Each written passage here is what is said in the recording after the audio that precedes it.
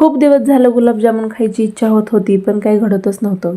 काल त्यांनी खावा आणला होता, त्याच्यामुळे म्हणलं चला आता पटकन गुलाबजामुन करायला घेऊया. इथे त्यांनी अर्धा किलो खवा आणला होता. मग त्याच्यात 1 वाटी मैदा घातला आणि 2 चिमूट म्हणलं तरी चालेल असं सोडा घातला. सोडा जास्त होऊ द्यायचा नाही, कारण ते परत तेलातच विरघळतात. आणि असं झाकून अर्धा तास त्याला मुरायला ठेवलं. आणि नंतर पीठ थोडंसं मऊ करून आणखीन त्याचे गोल गोल गुलाबजामुन करून घेतले. आणि मी काहीतरी करते आणि हे बिटकामध्ये येणार नाही असं कधीच होत नाही. ती आली आणि ती त्याला थोड्या वेळ बॉल म्हणून खेळत होती आणि नंतर तिला वाटलं की तो पेढा आहे म्हणून ती ते कच्चंच खात होती.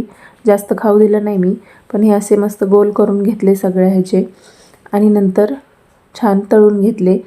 तळण्यासाठी मी आधीच तेल हाय फ्लेमवर ठेवलं होतं आणि जेव्हा मी ते गुलाबजामुन त्यात टाकणार होते त्याच्या आधी ते सगळ्यात लो फ्लेमवर करून घेतलं. तरी पण काही गुलाबजामुन माझ्याकडून करपले.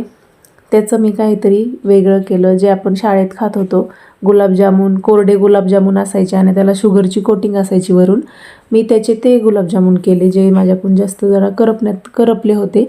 बाकी दुसऱ्याची चाचणी केली. अर्धा किलो खवा होता, त्याला मी 1 ग्लास साखर वापरली होती चाचणी करायला.